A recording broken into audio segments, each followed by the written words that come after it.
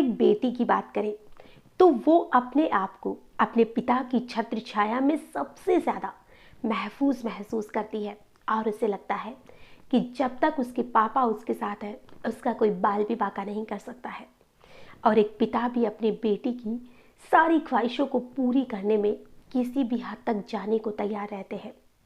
लेकिन अगर वही रक्षक भक्षक बन जाए तो आखिर में एक बच्ची अपने आप को कहाँ सुरक्षित महसूस करेगी। पिछले दिनों अलीगढ़ की एक न्यूज़ बहुत ज़्यादा वायरल हो रही थी, जिसमें कि एक बच्ची जो कि मात्र 13 साल की थी और उसके पेट में बहुत ज़्यादा दर्द होता है, वो रोती रहती है, बिलखती रहती है।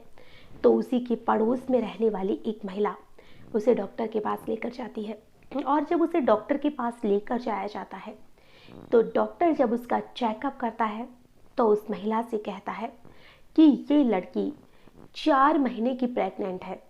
और ये बात जब वो पड़ोस में रहने वाली महिला सुनती है तो जैसे तो उसके पैरों तले जमीन खिसक जाती है कि वो एक मात्र 13 साल की बच्ची थी, ना ही वो शादीशुदा थी।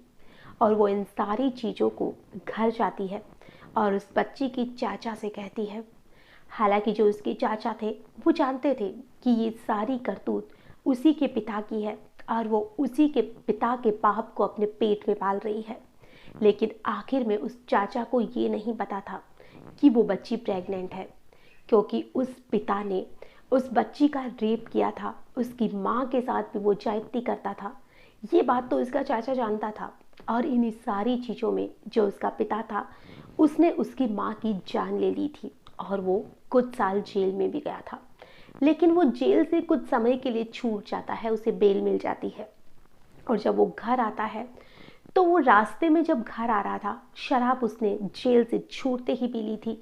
जब वो आता है तो रास्ते में रात का समय था, एक कुआं था और उसने शराब पी रखी थी और वो उसमें गिर जाता है। और जब वो उसमें गिरता है तो उसकी रीढ़ की हड्डी टूट जाती है, जिसकी वजह से उसकी हालत इतनी ज़्यादा ख़राब हो जाती है, ना ही वो उठ पा रहा था ना ही वो बैठ पाता था। उसे 2 लोग पकड़कर, यहाँ तक कि उसे शौच के लिए भी पकड़ कर ले जाना पड़ता था। और इन सारी चीज़ों के लिए सुनकर देखकर जब ये न्यूज़ वायरल हुई थी, हर एक इंसान की जुबान पर एक ही चीज़ थी कि जैसी करनी वैसी भरनी। और इस इंसान ने अपनी बेटी को भी नहीं छोड़ा और आज इसी की सज़ा ये खाट पर काट रहा है। ऐसी घटनाओं को जब हम सुनते हैं तो हमारी रूह तक कांप जाती है कि आखिर में बच्चियां फिर कहाँ सुरक्षित रहेगी। आज जो मैं आपको घटना सुनाने वाली हूँ, ये घटना भी बिल्कुल इस घटना से मिलती जुलती थी, जो कि सोशल मीडिया पर आज बहुत ज़्यादा तेज रही है। नमस्कार, आदाब, सत श्री अकाल। मैं हूँ नंदिनी यादव। आज जो मैं आपको कहानी सुनाने वाली हूँ, ये कहानी भी पिछली वाली घटना की तरह अलीगढ़ की है, जो कि उत्तर प्रदेश में है। और ये घटना अलीगढ़ के रोरावर एक जगह पड़ती है, वहाँ की है, जहाँ पर एक परिवार रहता था। परिवार का मुखिया था, उसकी पत्नी थी और उसके 10 बच्चे थे। जी हाँ, 10 बच्चे, जो कि शायद आज के समय में एक बहुत ही सुनने में अजीब लगता है कि आज के समय में इतने बच्चे पैदा करना, उनका पालन पोषण करना बहुत ही अजीब बात होती है, या कहे कि बहुत मुश्किल काम होता है। लेकिन फिर भी खैर, ये उनका पारिवारिक मैटर था।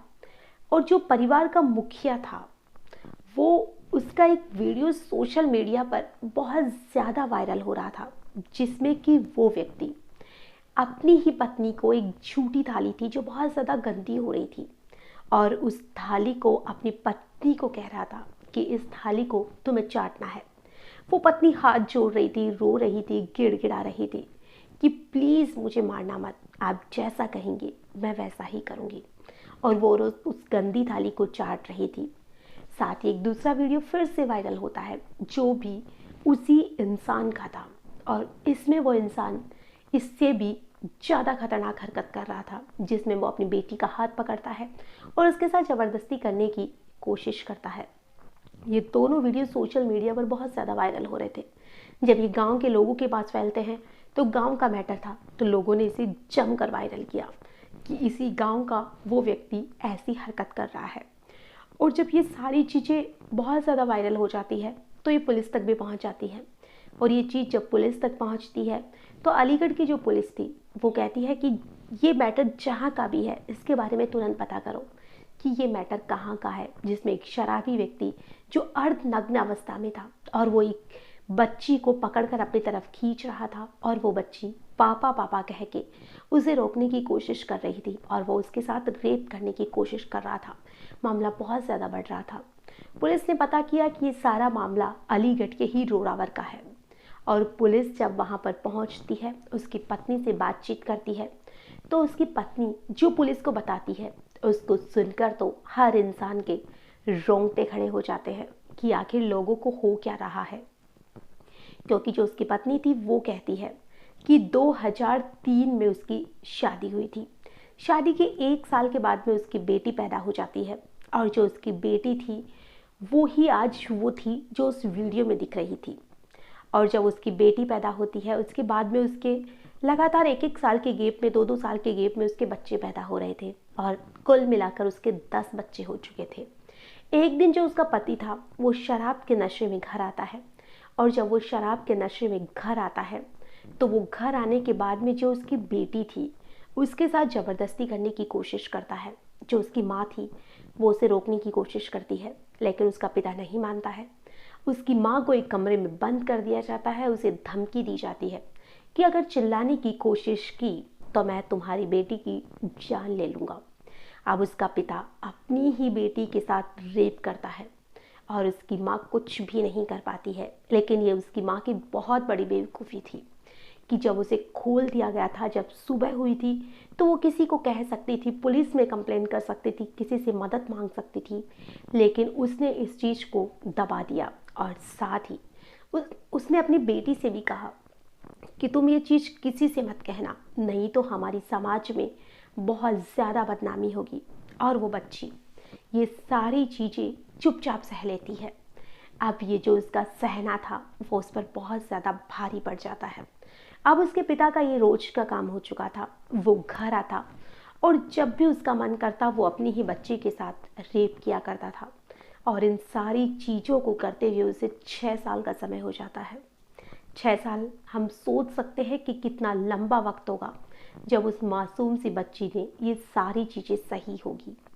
अब जो उसका पिता था वो उसके साथ लगातार यूं ही कर रहा था और उसकी माँ उसके आगे हाथ जोड़ती गिड़गिड़ाती कि आप मेरी बच्ची के साथ ऐसा ना करो, लेकिन वो किसी के पास कंप्लेन नहीं कर रही थी, सिर्फ उसे दबा रही थी और उसकी बेटी को भी किसी को कुछ भी नहीं कहने देती थी। उसका पिता और भी जो घर में उसके बच्चे थे, कोई बच्चा 2 साल का था, कोई 4 का था, कोई 6 तो कोई 8, जितने भी घर में बच्चे थे सबके सामने वो उस मासूम के साथ ज़बरदस्ती करता था और सबको डरा कर रखता था कि अगर किसी ने किसी को भी कुछ कहा तो मैं कुएं में गिरा दूंगा, जो कि बहुत ही अजीब बात थी। अब ये सारी चीज़ें यूं ही चल रही थी और जैसे तो उन दोनों माँ बेटी ने इन सारी चीज़ों को अपनी किस्मत मान लिया था।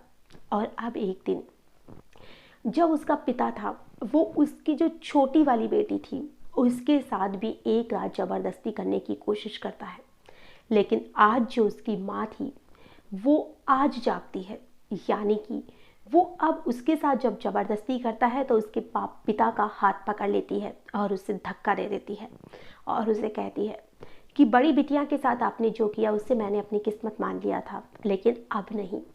ऐसे तो आपकी 4-5 बच्चियां हैं तो आप सभी के साथ यूं ही करते रहोगे, एक से मन भरेगा तो दूसरी की साइड जाओगे। अब मैं ये नहीं सहन करूँगी। और वो उसे धक्का दे देती है। वो शराब के नशे में था और वो कहता है कि जाओ कह दो जिसे कहना है, क्या सबूत है तुम्हारे पास कि मैंने तुम्हारे साथ ऐसा किया है।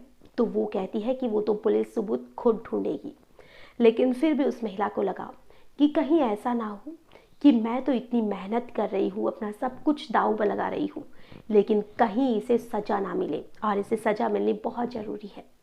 तो अपनी बड़ी बेटी से कहता है कि जब भी ये कुछ गलत हरकत करे तो तुम इसका वीडियो बना लेना या किसी से बनवा लेना। तो जब वो उसकी माँ से कहता था, उसकी माँ के साथ बहुत ज़्यादा मारपीट करता था, उसे झूठे बर्तन चटवाता था, उसके साथ बहुत बुरा व्यवहार करता था। और जब वो उसकी माँ के साथ मारपीट कर रहा था तो उसका वो वीडियो उसकी छोटी वाली बेटी ने बना लिया। जब वो उसे झूठे बर्तन चटवा रहा था वो वीडियो भी बना लिया गया। और अब उसी का पिता उसकी जो बड़ी वाली बहन थी उसके साथ ज़बरदस्ती करता है, तो इसका वीडियो भी उसकी छोटी वाली बहन शूट कर लेती है। जब ये वीडियो बनाती है तो वो सोशल मीडिया पर अपलोड कर देती है, लोगों को शेयर भी कर देती है। और जब ये लोगों तक बात फैलती है तो अब ये बात पुलिस तक पहुंच चुकी थी। और अब पुलिस जब इन सारी चीज़ों को सुनती है कि एक पिता अपनी ही बच्ची के साथ मारपीट करता था, मारपीट तक भी ठीक है, लेकिन रेप करता था जो कि उसी की बेटी थी, और मारपीट भी कोई बच्ची कैसे सहेगी और क्यों सहेगी? पिता है तो इसका ये कोई भी मतलब नहीं निकलता है कि वो अपनी बच्ची को बेवजह मारे या पीटे या उसके साथ कुछ भी गलत व्यवहार करे। हर इंसान को जीने का हक होता है, हर इंसान को जीने का अधिकार होता है। और जब पुलिस उसके अरेस्ट करती है, यानी कि उसके पिता को, और उसे जेल भेज दिया जाता है। अब ये तो कोर्ट ही तय करेगा कि ऐसे इंसान को क्या सज़ा मिलनी चाहिए, और ऐसे इंसान को तो अगर फांसी की सज़ा दी जाए वो भी बहुत कम है, क्योंकि अगर पिता ही इन घिनौनी हरकतों पर उतर आएंगे तो फिर बच्चियाँ कहाँ सुरक्षित रहेगी? अब उसकी जो माँ है वो और उसकी बच्चियाँ आज अपने आप को बहुत ज़्यादा सुरक्षित महसूस कर रही है। और जब उनसे पूछा गया था तो उन्होंने यही कहा था कि हम तो भगवान से यही प्रार्थना करते हैं कि इस इंसान को फांसी की सज़ा मिले, और उनका कहना सही भी है। ऐसे लोगों के साथ ऐसा ही होना चाहिए। आज की जो कहानी है या आज की जो घटना है, इसे सुनाने का हमारा उद्देश्य ना ही किसी को परेशान करना है, ना ही किसी का भी दिल दुखाना है। हमारा उद्देश्य बस इतना सा है।